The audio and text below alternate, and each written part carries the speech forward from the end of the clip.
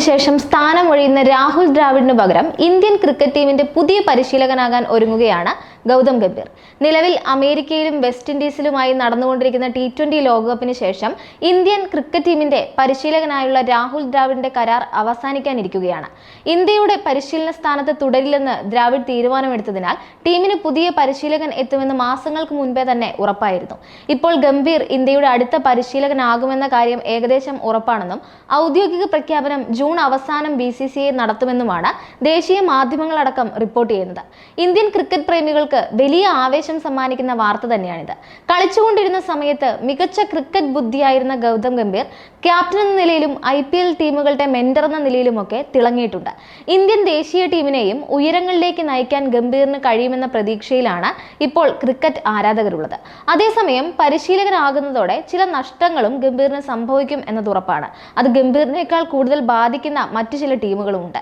2024 സീസണിന് മുമ്പ് IPL Kolkata night റൈഡേഴ്സിന്റെ mentor സ്ഥാനം ഗൗതം ഗംഭീർ ഏറ്റെടുത്തിരുന്നു. ഈ സീസണിൽ അവരെ കിരീടത്തിലേക്ക് നയിക്കാനും അദ്ദേഹത്തിന് കഴിഞ്ഞു. എന്നാൽ ഇന്ത്യൻ ടീമിന്റെ പരിശീലക സ്ഥാനം ഏറ്റെടുത്താൽ കൊൽക്കത്ത നൈറ്റ് റൈഡേഴ്സിനൊപ്പമുള്ള സേവനം ഗൗതം ഗംഭീറിന് അവസാനിപ്പിക്കേണ്ടി വരും. BCCIയുടെ നിയമം അനുസരിച്ച് ഇന്ത്യൻ ടീമുമായി ബന്ധപ്പെട്ട് പ്രവർത്തിക്കുന്നവർക്ക് IPL ടീമുകളുമായി ഒരു തരത്തിലും സഹകരിക്കാൻ കഴിയില്ല. 2017 മുതലാണ് ഇക്കാര്യം BCCI കർശനമാക്കിയത്. അതുകൊണ്ട് തന്നെ ഇന്ത്യൻ ടീമിന്റെ പരിശീലക സ്ഥാനം ഏറ്റെടുക്കുന്നതോടെ കൊൽക്കത്ത നൈറ്റ് റൈഡേഴ്സിന്റെ മെന്റർ സ്ഥാനത്ത് നിന്ന് ഗൗതം ഗംഭീർ പടിയിറങ്ങേണ്ടി വരും. ഗംഭീർ ഇന്ത്യൻ ടീമിന്റെ പരിശീലക സ്ഥാനം ഏറ്റെടുക്കാൻ ഒരുങ്ങുന്നുവെന്ന വാർത്ത കൊൽക്കത്ത നൈറ്റ് റൈഡേഴ്സിന് സമ്മാനിക്കുന്ന ആശങ്ക ചെറുതല്ല. 2014 ശേഷം കൊൽക്കത്ത നേരിട്ടിരുന്ന കിരീട വരൾച്ച അവസാനിച്ചത് 2024 ഗംഭീർ മെന്ററായി ടീമിലേക്ക് തിരിച്ചെത്തിയതിനു ശേഷമായിരുന്നു. ഇക്കുറി ലേലം മുതൽ ഗംഭീറിന്റെ നേതൃത്വത്തിലായിരുന്നു കൊൽക്കത്ത നൈറ്റ് റൈഡേഴ്സിൽ കാര്യങ്ങൾ തീരുമാനിക്കപ്പെട്ടത്. സുനിൽ നരേനെ ഓപ്പണിംഗിലേക്ക് കൊണ്ടുവന്നതുൾപ്പെടെ KKRന്റെ തലവര മാറ്റിയ പല തീരുമാനങ്ങളും കൈക്കൊണ്ടത് ഗംഭീർ ആയിരുന്നു. കൊൽക്കത്ത നൈറ്റ് റൈഡേഴ്സിന്റെ 3ാം IPL കിരീടത്തിന് പിന്നിൽ സുപ്രധാന പങ്കുവഹിച്ച ക്രിക്കറ്റ് ബുദ്ധിയായിരുന്നു ഗംഭീർ. അടുത്ത സീസണിൽ അദ്ദേഹം ഒപ്പമില്ലെങ്കിൽ അത് കൊൽക്കത്തയ്ക്ക് വലിയ തിരിച്ചടി തന്നെ ആയിരിക്കുമെന്ന് ഏകദേശം ഉറപ്പാണ്.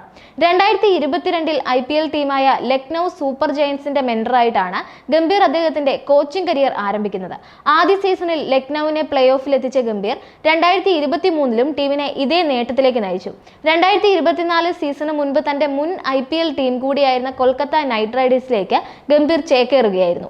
KKRന്റെ മെന്ററായ ആദ്യ സീസണിൽ അവരെ IPL കിരീടത്തിലേക്ക് നയിക്കാനും അദ്ദേഹത്തിനായി.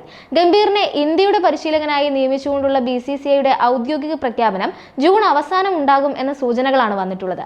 ഇന്ത്യയുടെ പരിശീലകനാകാൻ സമ്മതം മൂളുന്നതിന് മുമ്പ് സപ്പോർട്ട് സ്റ്റാഫ് അംഗങ്ങളെ തിരഞ്ഞെടുക്കാനുള്ള അനുവാദം തനിക്ക് നൽകണമെന്ന് ഗംഭീർ BCCIക്ക് മുന്നിൽ ഡിമാൻഡ് വെച്ചതായും BCCI ഈ ഡിമാൻഡ് അംഗീകരിച്ചതായും കഴിഞ്ഞ ദിവസങ്ങളിൽ ദേശീയ മാധ്യമങ്ങൾ റിപ്പോർട്ട് ചെയ്തിരുന്നു.